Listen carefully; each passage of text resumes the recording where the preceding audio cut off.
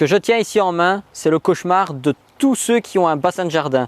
Je parle bien sûr des algues filamenteuses. Alors ici c'est un petit brin, mais on va voir que ça peut être un véritable fléau dans nos bassins. Et comment y remédier, c'est ce que nous allons voir ici.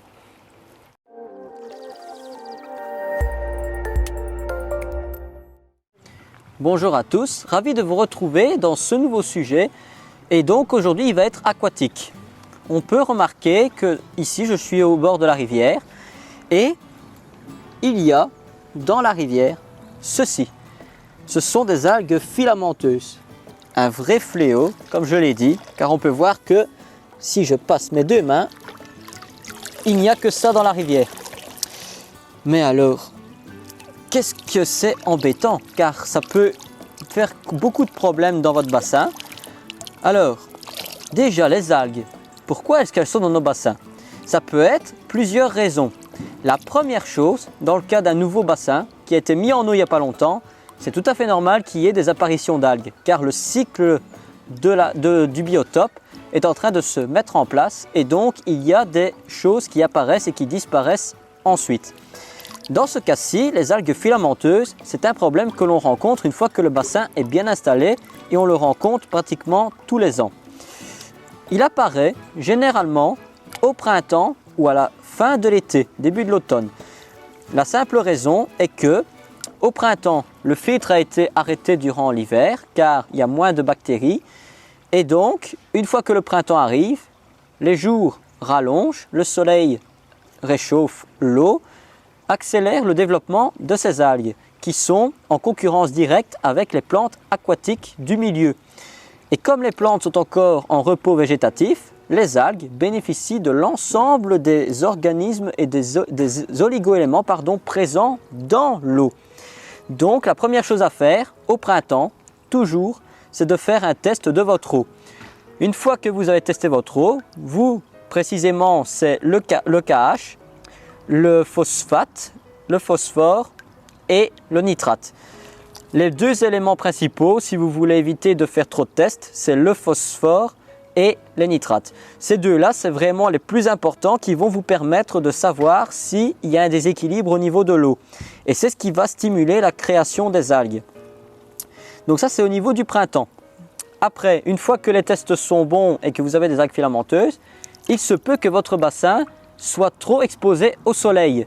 Ça veut dire qu'il faut apporter une présence d'ombre pour qu'il puisse être à l'ombre une partie de la journée pour éviter que l'eau ne chauffe de trop et pour éviter aussi que le soleil n'accélère le développement de ces algues. Dans ce cas ici, je croise un autre problème. C'est que la rivière est une partie du bassin qui est très peu profonde et donc qui est sujette à un courant d'eau qui oxygène l'eau. En effet, ici, l'eau circule en descendant et donc un courant se crée. L'oxygène est présent et surtout, il y a des rochers. Et ces rochers sont de véritables supports pour que les algues puissent se développer. Et donc, une fois qu'elles sont ancrées, avec le courant de l'eau, elles peuvent facilement accélérer leur développement. Et donc ici, on est obligé de les retirer. Et on peut voir que ça crée beaucoup de problèmes.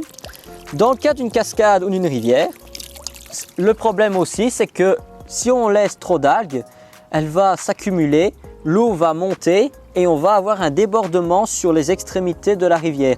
Donc c'est comme ça qu'on peut se retrouver avec on a l'impression qu'il y a une fuite d'eau, mais en fait c'est bêtement les algues qui provoquent un débordement.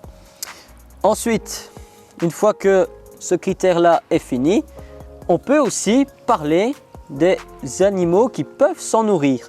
Car les algues qui sont présentes ici, je peux très bien dire je vais les ramasser, ce que je suis en train de faire, et je vais les mettre dans le potager ou dans les massifs pour nourrir les plantes. Car c'est un élément qui est très nutritif, vu que tout ce qu'elle a absorbé comme oligo-éléments, etc., en mourant, elle va les restituer. Et donc les plantes que l'on veut cultiver vont en bénéficier. Outre le fait de les cultiver pour nous, on peut aussi les utiliser pour certains animaux aquatiques. Si vous avez un grand bassin et que vous avez envie d'un animal qui va se nourrir de ces algues, il suffit de placer des amours blancs. aussi appelés carpes herbivores. Ces poissons-là peuvent faire jusqu'à 1,50 m de long et ils sont très bons mangeurs d'algues. On les considère comme des vaches aquatiques. Après, si vous avez un plus petit bassin et que vous voulez mettre quelque chose qui se nourrit de petites algues, vous pouvez mettre aussi des empereurs de Chine. Ce sont des poissons qui paraissent tropicaux mais qui peuvent être mis dans des bassins et qui supportent très bien le froid. Il existe par contre, si vous ne voulez pas vous amuser à les ramasser à la main au fur et à mesure, il existe des produits qui vont vous permettre de lutter contre, qui ne sont pas forcément très naturels et donc qui vont déséquilibrer les paramètres de votre eau, car généralement il faut enlever l'UV, il faut couper la filtration ou en tout cas une partie. Et après, il va falloir rebooster le biotope en remettant des bonnes bactéries après traitement.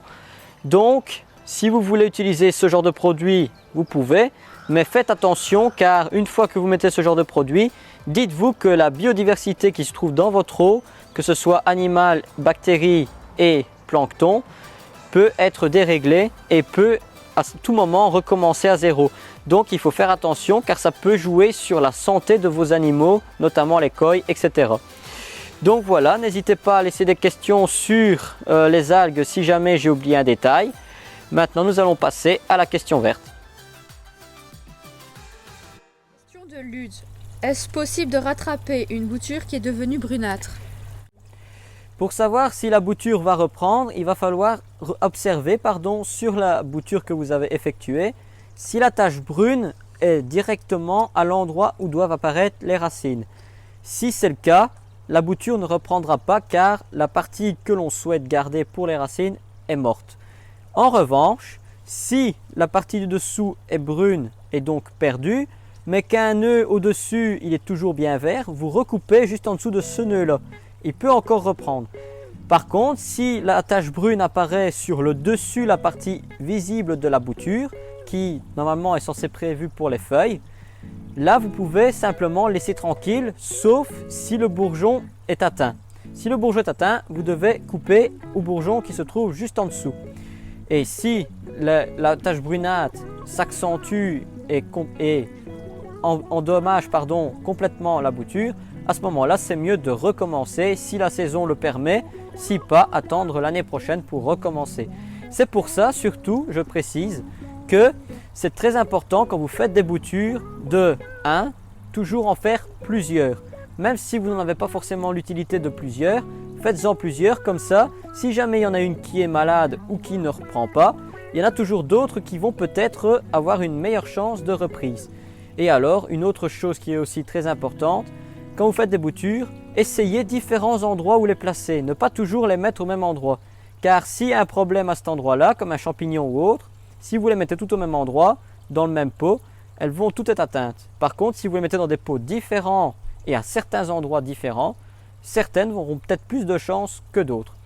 Voilà, avec cette explication complète, je vous dis à la semaine prochaine et n'oubliez pas, le jardinage n'est pas une corvée mais bien un retour aux sources.